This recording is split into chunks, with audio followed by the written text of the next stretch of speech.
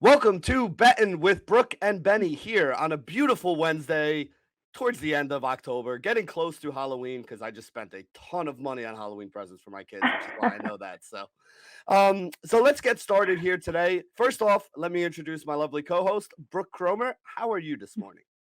I am good. I'm ready for some great football this weekend. Some games. It's Mm, going to be rough, but I'm excited. I had a good week so far, so we're ready to talk some football. How are you doing? I'm doing okay. I'm doing a lot better than our producer Tino is, as we talked about before we came on air here. The Los Angeles Rams beat up on his New York Giants pretty good last week, and he Sorry. was yeah, he was actually at the game. So he's still kind of recovering from that. But hey, you know what? It happens, and there's a good chance the Rams are going to beat up on somebody else this week. But we'll get to that in a minute. So before we do, let's handle all the housekeeping stuff here. Remember, you guys can get over to FTN Bets, FTN Fantasy, or FTN Daily, depending on what you're looking to do here. Use promo code Benny. You can get 20% off any one of the packages over there. It actually says 10% on the bottom, but I'm pretty sure they bumped that up. But either way, if you only get 10%, hit me up and I'll make sure you get the extra 20 off over there if you guys want to sign up. So, with that being out of the way, let's talk about the first football game that we're going to have here in the NFL this week. And that is going to be the Denver Broncos taking on the Cleveland Browns on Thursday Night Football. This is kind of interesting, Brooke. This game opened at five. It opened at 5 on DraftKings, 5.5 on BetMGM, like plus 190 ish on the Broncos, minus 230 on the Cleveland Browns. But the Browns are dealing with quite a bit of injury news this week. Kareem Hunt went on the IR. Nick Chubb was announced that he's going to be out. Baker Mayfield went to get a second opinion on his shoulder, which he hurt again last week after trying to play through it. Odell Beckham Jr. left that game with an injury. I'm really not making this up. These are all the injuries that happened last week. You're basically looking at the two best wide receivers, the two best running backs, and the starting quarterback all being banged up, along with a couple of the offensive linemen here for the Browns. And I think bettors and books have kind of adjusted to it because right now it's down to only 3.5 points from the 5 and 5.5 that it started with. So, do you think that it's come down enough? Do you still think that with all these injuries, this is a time to maybe take the Denver Broncos on the money line? Like, what are you looking at here for this game? Yeah, look, the Browns are banged up, as you just said, and actually it just came out that Baker Mayfield is sitting this weekend. Case Keenum will start for Baker Mayfield. Not looking good for the Browns. I was pretty high on the Browns before the last 2 weeks. But when they were playing the Chargers, they were playing tough. I thought they were going to win that game. So now we're here. The Browns are basically non-existent at this point. They don't even have any players. I wouldn't have started Baker anyways with all those linemen out. I would just be Mhm. very afraid to put him in this situation. But look, both teams are on losing streaks. The Browns are coming off a tough loss against the Cardinals, who just picked them apart. Two of the most injured teams in the league, both sides of the ball. Um, on the other side, Teddy Bridgewater, he was reported limping around all week. So we're just going to see how he feels tomorrow. I could see the Broncos defense just shutting down this injured Browns. That's basically, Mhm. I think, all we're going to see in this game. So I'm going with the Broncos winning at least by a touchdown, especially now that Baker is not playing. Yeah, Case Keenum to Donovan People-Jones and Rashard Higgins with the Ernest Johnson in the backfield is not exactly the team that I would think is going to go out there and put up a bunch of points here. And we've seen that happen already. We've seen the total come down to 42.5. My guess is you're going to see the spread adjusted even more right now. Like I said, it opened at -5, dropped to 3.5. I wouldn't doubt if this gets to. I don't even know what it's going to be like now that they announced that Baker's out there. I would have to go back and run my numbers. I want to say he's worth somewhere around 4, maybe 5 points to a spread. So, if this even flips to the Denver Broncos being favored in this game, I don't think it would be that crazy if that happens there. Listen, Cleveland healthy probably wins this game. Cleveland the way they are right now, though, I just don't think they have the horses to really beat up on Mm-hmm. anybody. All right, so let's talk about another game. Speaking of people that are going to get beat up on this week, the Detroit Lions traveling to take on your Los Angeles Rams here. Let's see. This game opened at like 15 and a half, plus 650, plus 750 for the Lions was the opening line. Dropped a little bit. It's plus 600, plus 650 right now. The Rams opened at, minus 1,000, minus 1,250. They're down to like minus 900, minus 1,000. Again, still massive numbers right here. It dropped a little bit from 15.5 to 14.5. Not that that makes that big of a difference overall, but I mean, I don't think anybody thinks the Rams are going to lose this game. So the question I'm going to have for you is not whether or not they're going to win. It's whether or not we think they could cover. I mean, even at 14.5, it's over 2 touchdowns. That is a lot of points. Yeah, look, Jared Goff returning to Los Angeles. Matthew Stafford taking on his old team for the first time since the two quarterbacks were traded. Lots of storylines here. The Rams fans are excited to see Jared Goff back in the building. I'm excited to see whether he gets booed off or whether he's, praised high. So we're going to see how ruthless these Rams fans really are. But Goff, he's been terrible this year. He's thrown 4 interceptions, held a low passer rating in the 60s for the last 2 games. Stafford, on the other hand, he is dealing. He is great. One of the best quarterbacks in the league this season at the helm of his new team. And the Rams are looking pretty unstoppable. They're just sitting back and winning these games. I don't even know how hard they have to try, especially when it's the Giants last week, the Lions this week. So it's been nice, I think, for the Rams. I think they're getting a little breather. Like you said, huge favorites. I think the Rams are going to have fun with this one. I have LA winning by 17 at least. They're covering. I think you definitely bet on that one. Yeah, and some other big news for Detroit too. I mean, 2 weeks ago they lost their starting center Frank Ragnow, who is one of the best in the league. I mean, he was rated Oh top yeah. three. Yeah, he was rated top 3 at the center position, both in run blocking and in pass blocking. You get guys that are usually good at one or the other. Not too many guys that are elite at both of those things. So he was a massive loss for this team, and we kind of saw it last week where that offense just looked like it couldn't even get out of its own way here. So let me ask you the important question about this game, though. Is this a Jared Goff revenge game or is this a Matt Stafford revenge game? Because I don't know if you could call it a Matthew Stafford revenge game when Detroit was nice enough to send him to LA. You can definitely see why it would be a revenge game for Goff going from LA to Detroit. Again, everybody in Detroit who's watching, all 3 of you, I apologize, but so what do you think? Is this Yeah. more? Do you think Stafford has more motivation here, or do you think Goff has more motivation here? I think Goff is going to come out and try and prove himself. I think that the Rams have talked so much crap on him since he's left. Rams fans are just like, where was this play? In the beginning, he was like completing passes. I mean, he was looking good out there. We were like, where was this for the last 3 years? Like, where was that in the Super Bowl? We could have won that game. That would have been way more fun. But look, I think that Jared Goff is going to come out swinging in this game. I think he definitely has a chip on his shoulder, and he has something to prove in this game, coming back to LA for the first time to a team that, I mean, in the end, really just didn't want him. So I think he's going to be a little feisty out there, I think.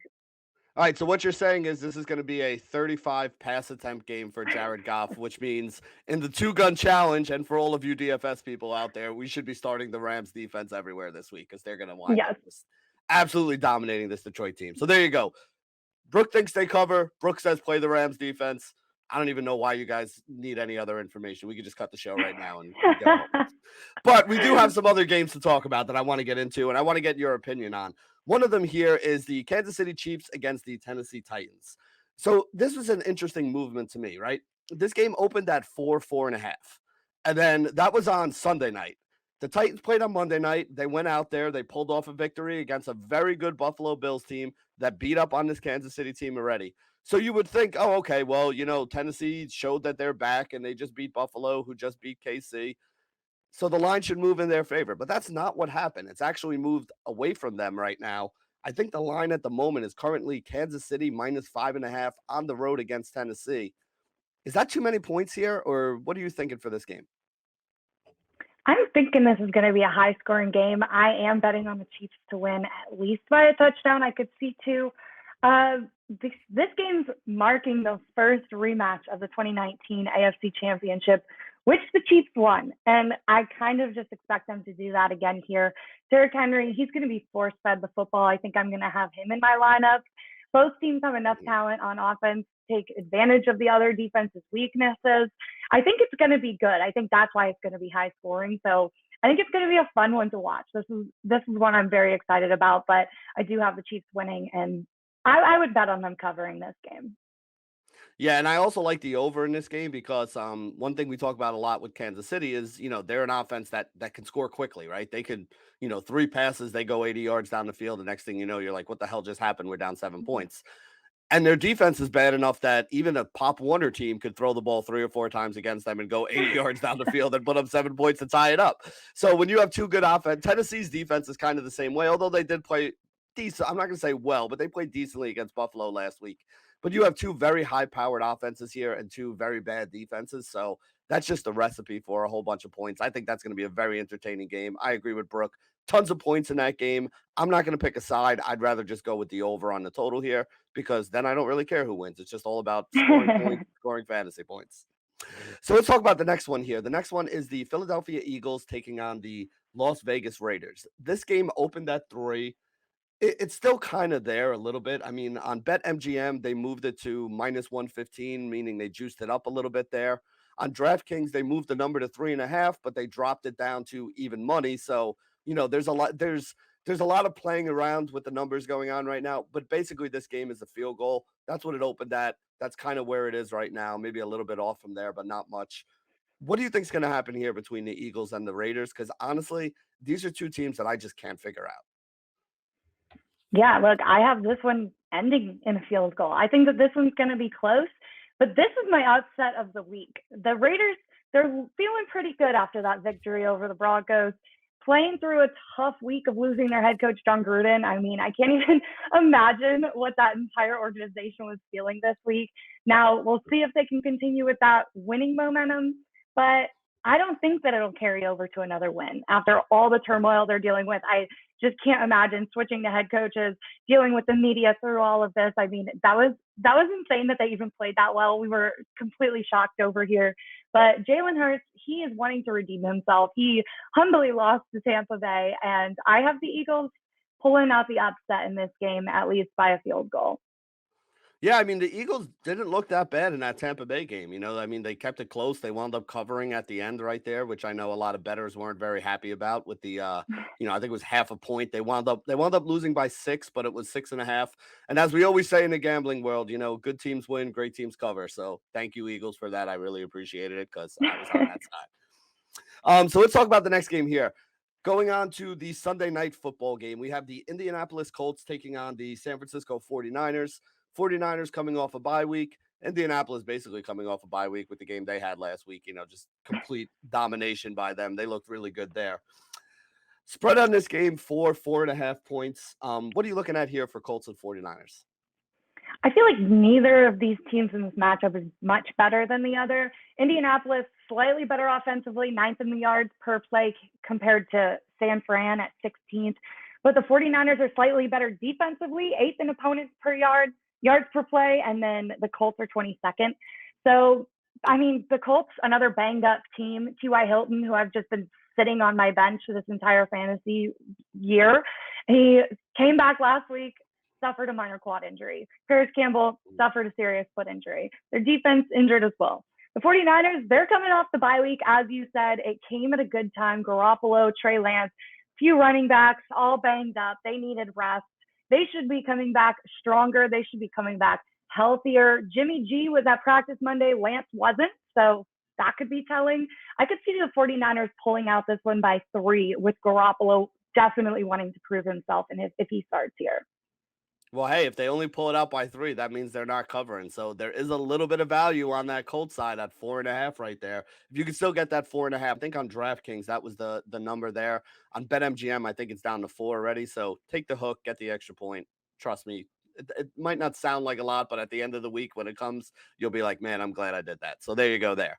Let's move on to the Monday night football game. Another interesting one here. New Orleans Saints taking on the Seattle Seahawks.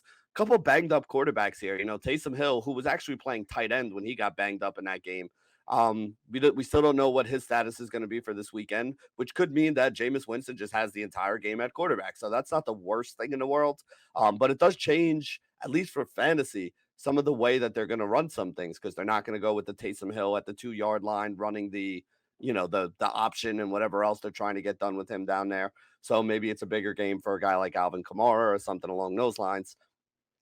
And then Seattle obviously playing without Russell Wilson, who obviously wants to be out. He went out there and took the coin toss. He was like, he just wanted to do something to be part of that game last week. So this has to absolutely be killing him sitting on the side. He's still doing his rehab. Geno Smith likely to be under center again for Seattle.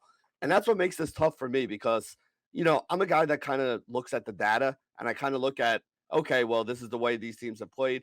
But when you have major changes like these two are going to be, sometimes it gets tough to kind of predict things because we're doing a lot of projecting. And when we're projecting, we may think one thing should happen. Doesn't always mean that the coaches are going to agree with us that that's the way it should. So what do you think is going to happen here with New Orleans and Seattle? And, how do you think this is going to wind up?